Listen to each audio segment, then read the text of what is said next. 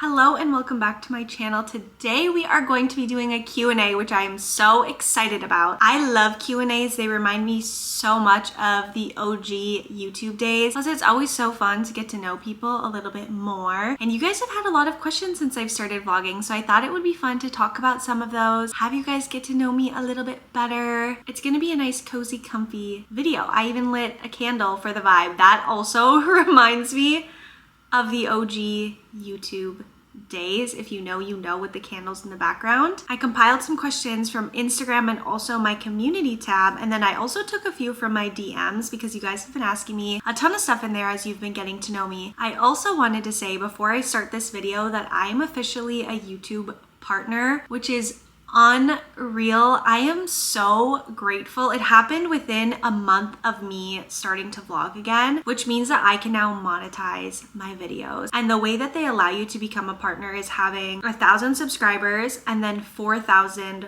watch hours. So because of you guys subscribing, watching, engaging in my content, I'm now able to monetize my videos, which I am so grateful for. I cannot believe that it happened so fast. And I just want to say thank you so much. It has been surreal how much support and love and engagement I have gotten from all of you. So thank you so much for being here and being engaged. It's definitely what is motivating me to continue to share and continue to put in all of the hard work that is managing social media and my full-time career. So I am so grateful. Thank you so much for being a part of my journey and wanting to follow along in my life and my YouTube channel. It truly means so much to me. Okay, I think we should just jump into the questions. I have all of the questions here on my computer, so if you see me looking down, that is what I'm looking at. I went and compiled everything. Is Jake also a chiropractor? Jake is not a chiropractor. Jake actually works in tech. So our realms of work are very, very different, but it is so wonderful to be in such different sides. I learned so much from him. I'm able to teach him things about my field, and he's also able to help me when stuff goes wrong with any of my tech. I mean, that's not any part of his job, but he is very good at figuring out why things aren't working. So it's really nice that we have two totally different careers, different day-to-day schedules. It's really, really wonderful. Next question is, how did you and Jake meet? Me and Jake met the way that most couples meet these days, and we met on a dating app. And it's kind of a funny story because neither Jake nor myself really enjoyed being on the dating apps, but it was kind of the only way to meet people, right? Like, we do live in a big city, so it's hard to meet, you know, people day to day. Plus we're very routined people, so we probably would have never like bumped into each other. And so I had downloaded Bumble. I matched with Jake. He was the only person that I talked to on Bumble. Once we switched to texting, I deleted Bumble and told one of my closest friends that if it's not Jake, then I'm gonna have to meet them in person because I just did not have it in me to talk on the apps. So my friend Maggie, who you guys are actually gonna meet in the next vlog, was childhood friends with Jake, which is so crazy because I'm not from the Minneapolis area and both of them are. And so they knew each other growing up. So when I matched with Jake, I sent his profile to her and Maggie was like, oh yeah, I know Jake. He's so great. Like, you definitely should go on a date with him, which is honestly the only reason I did go on a date with Jake from the dating apps. It worked out so wonderfully. We have similar friends, even though I moved down here for graduate school. I am now friends with Maggie. Maggie and Jake are friends. It's so wonderful. So it all worked out exactly how it's supposed to, but we did meet on a dating app. But the only reason I met him was because we had a mutual friend. So that is our love story. How long have you and Jake been together? We have been together for 4 years. And fun fact about me and Jake, our anniversary is technically in November of 2020, but the holiday season is so busy and we both love the holidays so much that we changed our anniversary because we wanted to celebrate our anniversary separate from the holidays. So the first year that we were together, we changed our anniversary to June. What did we change it to? June 20th of 2020. So we like bumped it up into June. And now every single year we forget when our anniversary is. No one in our life understands that we changed it. And now we're like, why did we even change it? It's not that big of a deal what month it's in. But it's been 4 years now, so we're just kind of locked in with this June date. And every year I get Jake a photo album with all of the pictures from the past year in it, and the dates are on all of those. And so what's done is done. It is now June 20th, but the real ones know that it's actually in November. Do you and Jake want kids? I've gotten this question so much. Yes, me and Jake both want kids. I truly want kids more than I want anything out of life. That is something that I am truly so excited for. I feel like I was put on this earth to be a mom. I cannot wait to have kids, and Jake feels very similarly. He's always looked forward to having kids. So yes, we do want kids. I've also gotten a lot of questions about when are we gonna have kids? We will not be having kids for quite a while. We are still just enjoying getting to know each other. We just bought our first house. We're gonna enjoy living in our first house and making it a home, and then we will get married, and then we will have kids. So it'll be quite a few years, but we are very excited for when that time comes. How did you start the home buying process? This is such a good question, and I feel like I have so much advice for you because it is so overwhelming. And there is also so much fear mongering on social media and just in the public, on podcasts, all of it, about how difficult it is to be a first-time home buyer or just a home buyer in general right now in this economy, which, don't get me wrong, it definitely is challenging, but it is doable. So how we got started is actually mostly because of Jake. Jake has always been somebody who loves looking at Zillow.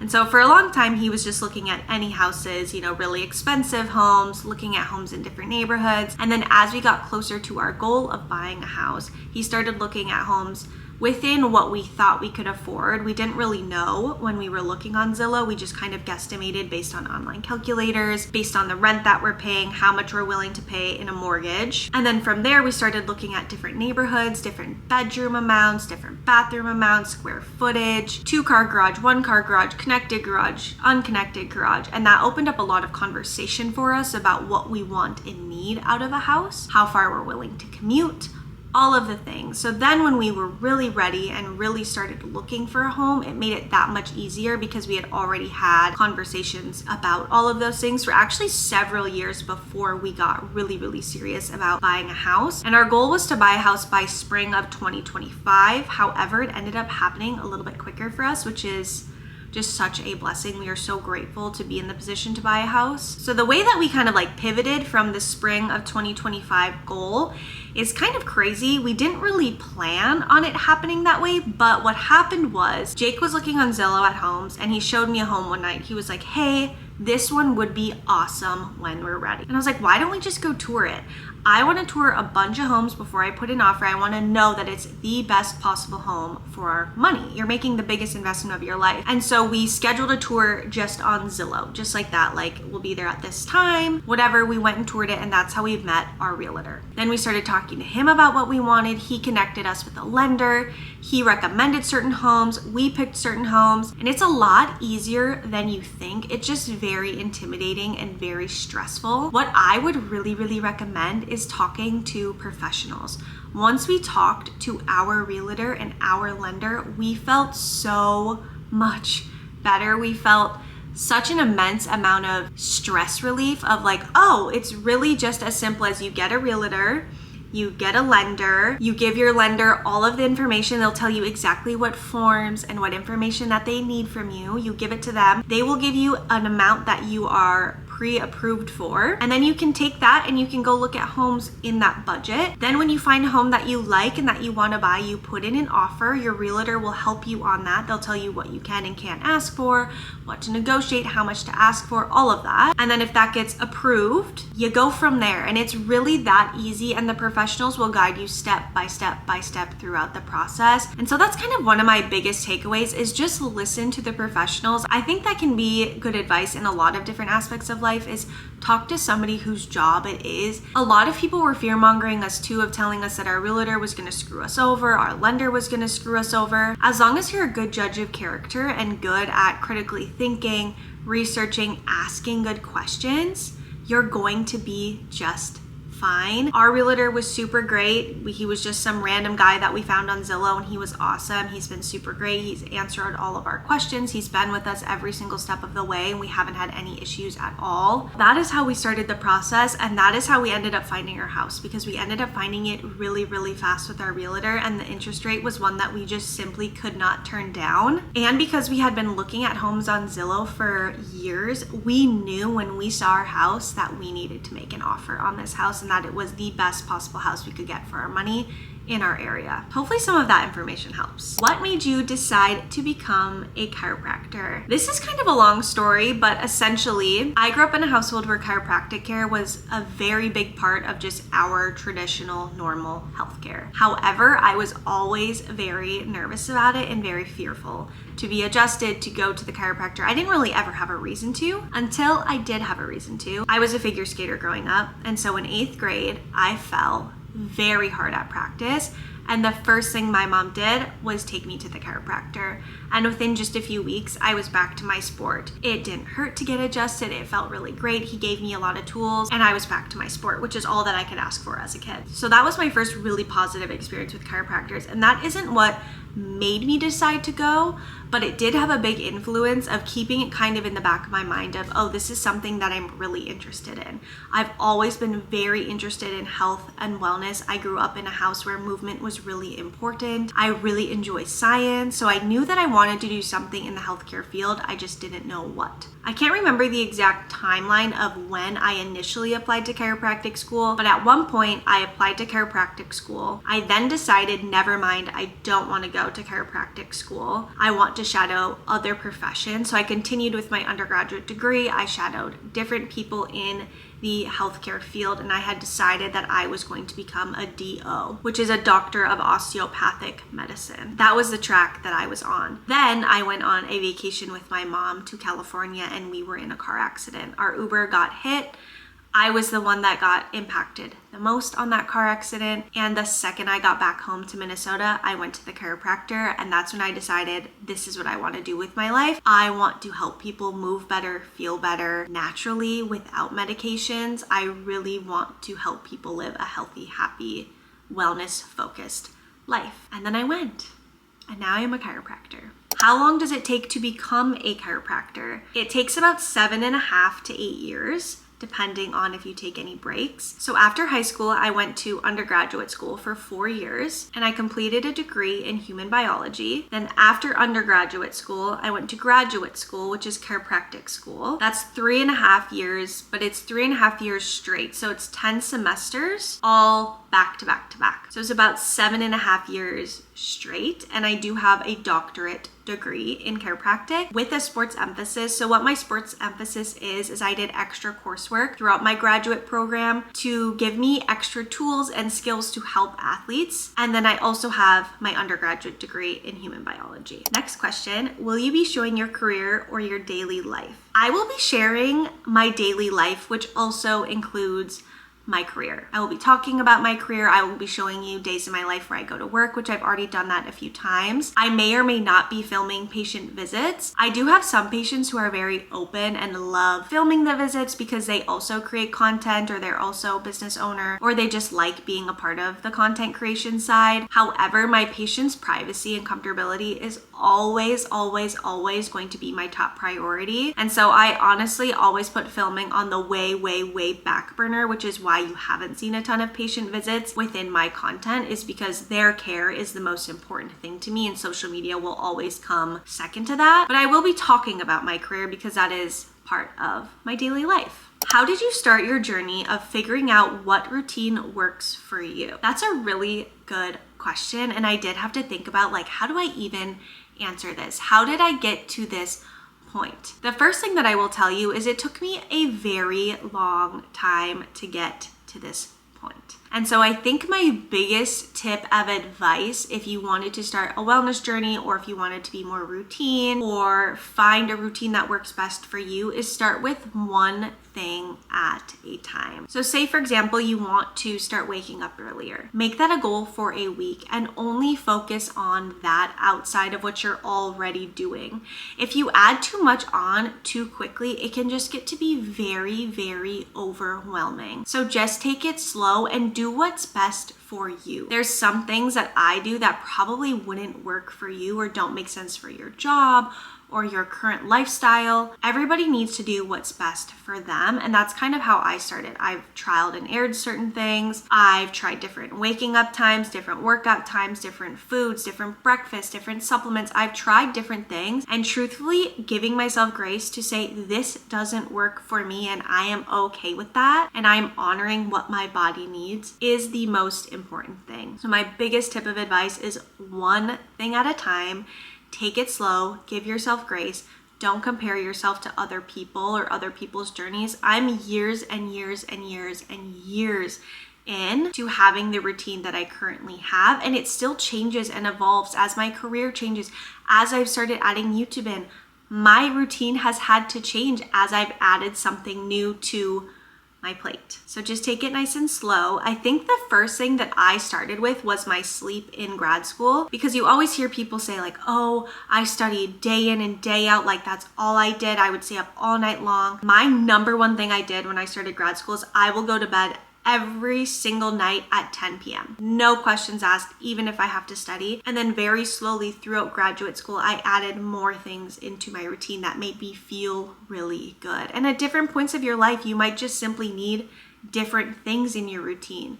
Different things might be more important, or you might not have quite as much time and certain things might have to go, and that's okay. You said you couldn't eat gluten, but now you can. This is something that I'm actually really, really excited to talk about. So if you've been following me on Instagram, you know that I have been on a very, very extensive gut healing journey, hormone healing journey. I am officially transitioning into the maintenance phase, and I am so excited because it has been a long time coming. But essentially, I was gonna say long story short, but you know what? I'm just gonna tell the story because that is what the Q&A is for. About 2 years ago, I got hired at my job at Chiropractor, and my boss was working on me. And I can't exactly remember what we were working on, but I had some sort of ache or pain, and he was working on it with me. And while he was working on me, I was talking to him about how I felt old.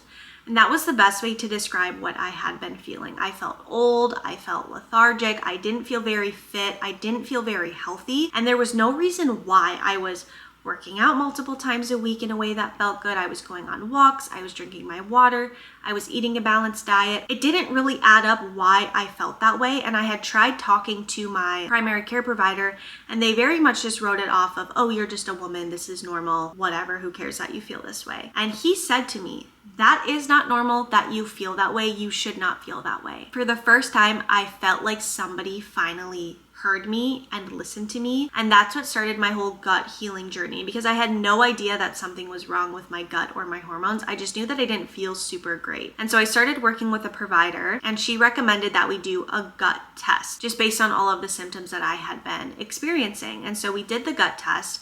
And when the results came back, it showed that I had an extreme sensitivity to gluten. It also showed that I had an overgrowth of bacteria in my gut. So that is where my gut healing started. Is I started a protocol to decrease that bacteria in my gut, which just included a plethora of supplements and then lifestyle changes. And then I also had to cut gluten out. And what we were initially expecting was if I cut it out for 90 days, the bacteria comes down, I can add the gluten back in because my gut will be healthy and healed. I did the protocol for the 6 weeks, and when I went to add gluten back in, I reacted very severely to it, which was the first time that had ever happened in my life. I had never had any issues with gluten. I have several friends who are unable to eat gluten, so I know what that is like, and I've never felt anything like that. And so it was very, very scary for me. And then that just opened a whole can of worms of continuing to do different testing and trying to figure out what the heck was going on with the gluten. So I did another gut test, and what we found was that the lining of my intestines essentially had little teeny tiny holes in it, which is commonly known as leaky gut. I'm sure you've heard that term before, but I had intestinal permeability. So essentially there's gap junctions in your gut that should be nice and tight and healthy. Mine were essentially like this, and the gluten particles were getting in between, which was causing inflammation, pain, all of the things that I had been experiencing. And so the next part of my gut healing journey was healing my intestinal lining, which was again a plethora of supplements, not having gluten for quite a while, and then we continued to try to add it back in. We would wait the 90 days, I would try and add it back in with a very specific protocol, not just like having whatever I wanted that had gluten. We did it in a very specific way with supplements to support my body. I think I tried adding it in 3 times, and with every time that I added it back in, I would have to go 90 days without it with a bunch of supplements to heal and support my body, and then I could try again. And now I finally have it back in.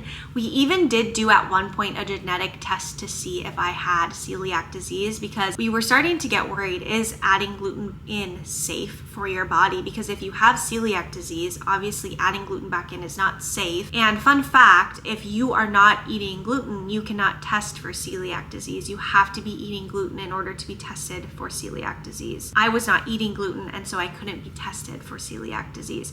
This is why I advocate for not taking advice online, because if you just willy-nilly cut out gluten and then you're not able to do testing that could be really important for your health, that can be really harmful. Anyways, I ended up doing genetic testing. I do not even have the gene for celiac disease, which is such a blessing, and it gave me the confidence to add gluten back in, and now I have it back in my diet, and I'm officially pivoting into maintenance mode with my gut health, which is so exciting. I have worked so hard to get to this point, and I am just so excited to be taking supplements like a normal person and not taking hundreds and hundreds and hundreds of supplements. With that said, the next question, why do you take so many supplements? Let me go grab it and show you why. This is usually what people see when they see my supplements and why they're asking me, why are you taking so many supplements? Because this is a lot of supplements for one person to take. This is the reason why I am taking so many supplements. This is a Vicon custom formula made just for me with tons and tons and tons of capsules in here, but I am almost done with this. So as soon as I'm done with this, I can pivot to just regular supplements. Now what this is it is a huge blend of micronutrients. It has all of this stuff in here, and this was specifically made for me based on an HTMA test. Now an HTMA test, let me give it a Google what it does, because I actually don't know off the top of my head. An HTMA test is a safe and non-invasive pathology test. It measures the levels and comparative ratios of nutrients and toxic minerals found in the hair. It is one of the most valuable screening tools available in preventative healthcare, which I would definitely agree. So we did my HTMA throughout my gut healing journey because I was having a lot of symptoms that we could not figure out why I was having them, like the fact that I felt old, I felt tired, I didn't have energy. That showed me that I was chronically deficient in a lot of things, hence this. So instead of buying a bunch of different supplements to fill in those gaps, it's all just in these capsules. I take, how many of these? I take 13 in the morning and 12 in the afternoon, which is a lot. But the other option was putting a powder in your drink and drinking it. But I took so many nasty oral supplements throughout my gut healing journey that by the time I got to the point where I could actually digest capsules, I was so over the scary taste that I was like, I will take this many capsules over drinking a scary drink. I've gotten very good at taking capsules, and it doesn't bother me at all to take capsules. I also had to get these humongous pill containers because to fit, literally, this is how many supplements I'm taking in the morning. I needed something giant. But very soon, I will just be taking supplements like a normal person. No more labs for a while. But I'm so grateful for my gut health journey. It has truly changed every single aspect of my health. Were you born and raised in Minnesota? You don't have an accent. I love this question. I was born and raised in Minnesota. I have lived here for a majority of my life. I lived in northern Minnesota for most of my life, which is what I attribute to not having an accent. And then I moved down to the Minneapolis area for graduate school. After graduate school, I moved to Texas for 2 years, and I was told all the time that I did not have an accent down there. Then I moved back to Minnesota, and now I've lived in Minnesota ever since. So northern Minnesota was settled by the Finnish. So there are a few words that I say that people in northern Minnesota say, but people in southern Minnesota don't say. So the first one is the word sauna, which people get so irritated that I say sauna to the point that I've just started saying sauna to appease them. But fun fact, the proper pronunciation is sauna. It is a Finnish word and it is supposed to be said sauna. I even just looked it up, so let's listen to this together. In Finnish, this is said as sauna, sa. Now you pronounce every letter. So it is in fact sauna. Trying to think what the other words from northern Minnesota that I say are. But the other things that Minnesotans say is bag, roof. Roof is one that Alyssa pointed out to me. Oh, the other northern Minnesota word that I say is Italian. I had no idea that I said Italian until Alyssa. So I've never really been told I have an accent until hanging out with Alyssa, but her accent, her New York accent, is so heavy that I feel like when you put both of us together, you can really tell how differently we say different words. The other thing that people get on Minnesotans about is boat. Boat, boat, boat, boat. Like, am I saying that weird? I don't know. Boat. And then Minnesota. Do we say Minnesota weird? People say that we say it like Minnesota. I don't think I do that, but you guys should comment down below and tell me. Do I say boat weird? I think bag is the one. We also say pop, and we say it like P-A-W-P, pop. When we moved to Texas, there was a time where we were getting groceries. It was like one of our first times getting groceries in Texas, and we had a case of pop underneath the cart, and I told the woman checking us out, I said, oh, we have some pop under the cart, and she was like, what? And I thought she couldn't hear me, and so I said, we have some pop under the cart. She goes, what? Like, again, really loud. I was like, we have pop under the cart, like yelled it back to her because I thought she couldn't hear me, and she's like, I don't know what pop is, because most people down south, actually in Texas, call it Coke. Other places call it soda. We call it pop in Minnesota. I don't know if there's anything else that we say different. Hair care routine. You guys have been like begging me for my hair care routine, which makes me so happy because I have done so much work on growing out this hair. One of the most consistent questions that I get about my hair is what shampoo and conditioner I use, which I will tell you, I am not very picky about shampoo and conditioner. I do have fine straight hair that does get greasy very easily. So as long as the shampoo doesn't make my hair greasy, I'm gonna use it. Don't tell my hair girl Hannah that though, because she has gotten on me about using cheap shampoos and conditioners. But I'll show you the three. I surprisingly have all three right now. This is the one I very commonly pick up from Target. This is the Monday Moisture Plus Hyaluronic Acid shampoo. I love this brand. It's really affordable. It's like $7 for this. It makes my hair feel super great. I love it. The other one that I really love is the Day Hair, the Signature Collection. This is just the conditioner. I ran out of the shampoo. Also, people run out of the conditioner first, commonly, I feel like. I always run out of shampoo first, never conditioner first. So you need to let me know, which one do you run out of first? Because the only reason I can show you my other two that I commonly use is because I still have some of the conditioner left. But I will say, I feel like these two products are very similar. So if you like this and you want to save some money, this, or if you want to upgrade to a more expensive, you might want to try the Day. I love Day Hair. It's one of my favorite brands. And then the other one, the one that Hannah recommended, is the Kerastase Resistance line. I've gone through a few of these. I have a little bit of the conditioner left. Again, the shampoo's already gone, but I do really, really like the way that my hair feels when I use this. And then other hair care routine things, which maybe I should make an entire video about my hair care routine, but a few of the biggest things that I have done to get my hair to the point that I have is regular haircut. So I get a haircut every 12 weeks from Hannah. She's incredible. If you are in the Minneapolis area, I highly, highly, highly recommend. I used to absolutely dread getting my hair cut Now I look forward to it because my hair always looks so good when I leave her salon. She is so incredible at what she does, and I can now tell when I'm needing a haircut. Whereas previously I would go 6 months, a year without getting a haircut. Now by like 10 weeks, I'm like, ooh, my ends are looking a little bit dry and I'm losing shape. So haircuts every 12 weeks. Double cleansing my hair has also completely changed my hair health. And so I will cleanse with one of those scalp brushes. I'll rinse it, I'll cleanse again. I'll rinse it, I'll do conditioner. Hannah also recommended that to me, and that has been life-changing. No bleach. That's probably the number one thing. Is I used to bleach my hair all of the time. You can tell by my profile photo, I used to have very, very blonde hair. I now do not bleach my hair. I do not dye my hair. I do not do anything to the color of my hair. This is all my natural hair and some of the blonde still growing out. Next time I go see Hannah, we are going to do a brown gloss to just even everything out and make it look just that much more healthy. So I'm very excited to do that. And then the last thing that I've done has been decreasing my heat.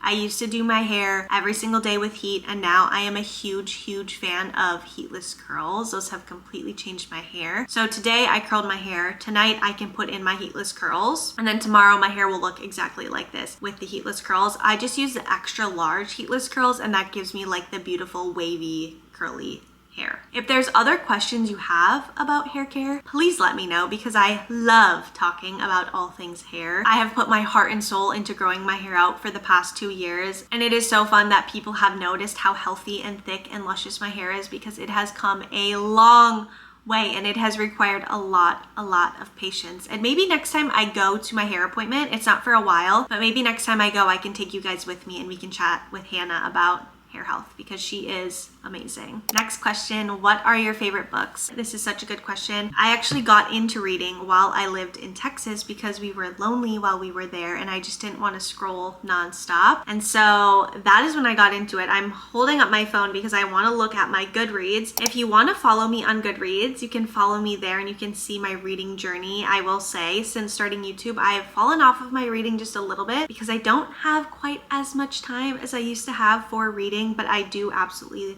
love reading. I will say I do reserve friends for people that I actually know because I do take their recommendations very seriously. So you can follow me, but I won't friend anybody that I don't know. Okay, let me pull up some of my favorite books. Okay, so Colleen Hoover is definitely my favorite author. I have read all of her books and they are so incredible. I do recommend looking up a trigger warning before reading any of her books because a lot of them do cover very intense topics that can be very, very triggering. So I always recommend looking up a trigger warning. Absolutely love her books though. The other books that I absolutely love was the After series by Anna Todd. Those books were so good.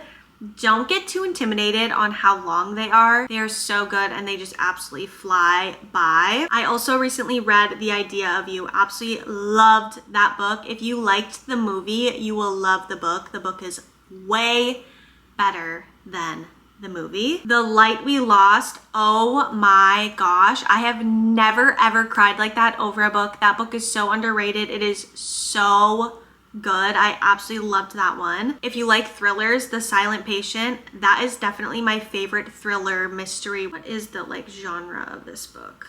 Let's see. It's one of my favorites though. Thriller, mystery, fiction, crime, suspense. One of my favorites that I've ever read. It is so good. Oh, and the Things We Never Got Over series. I love that series, which I know some people love it and some people hate it, but I thought it was so good. I've read it twice through because I just loved it that much. I love fiction books. I love romance books. I love lighthearted books. I'll read a thriller every now and again when I need a break from the romance books, but I really am a romance book through and through. We're getting to the end of the questions. We have 2 more. Did you play sports growing up? I did play sports growing up, and I kind of mentioned this at the beginning of the Q&A, but I was a figure skater growing up, which a lot of people think is so crazy when they're not from Minnesota, but being from Minnesota, that is so normal. Minnesota is the state of hockey. Hockey is so huge here, and with that, so is figure skating. So I was a figure skater from basically the day I could walk until the day that I had to stop for college, and it was such a wonderful sport. Actually, fun fact, one of the reasons why I started doing Pilates is because I wanted a movement that felt similar to how figure skating felt in my body, and Pilates feels very similar to me, and it feels like how my body has, you know, grown up moving. And that's one of the reasons that I'm absolutely obsessed with Pilates, is because it reminds me of my sport. If I could go back and do figure skating again, I would 100%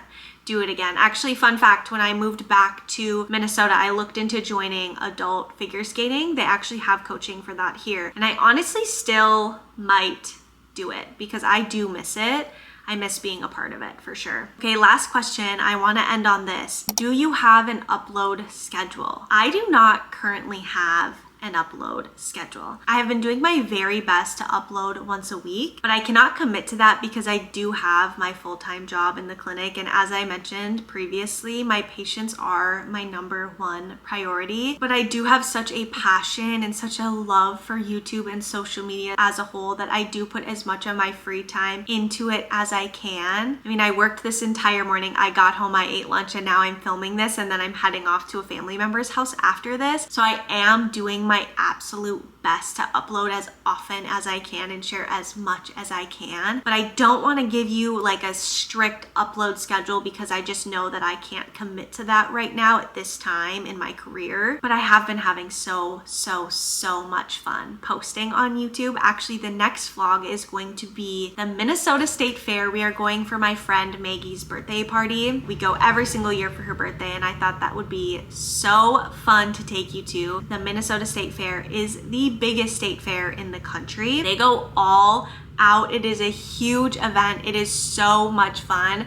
So that will be the next vlog. We're going to be going to that together, and we'll be trying all the fun foods. Now that I can eat gluten again, I can eat all of the fun foods. I'm so excited for that, and it'll just be like a super fun time with all of our friends. So you'll get to see that part of my life next week as well. I hope you guys enjoyed this Q&A and felt like you got to know me a little bit more. If there's anything else that you're wondering or want to get to know more about, let me know. I absolutely would love to sprinkle in a Q&A every now and again, especially as I transition through different phases of my life and my journey here on YouTube. I'm just so grateful to have you all here, and I'm excited for this journey together. So I will see you next week with our Minnesota State Fair adventures, and until then, bye guys.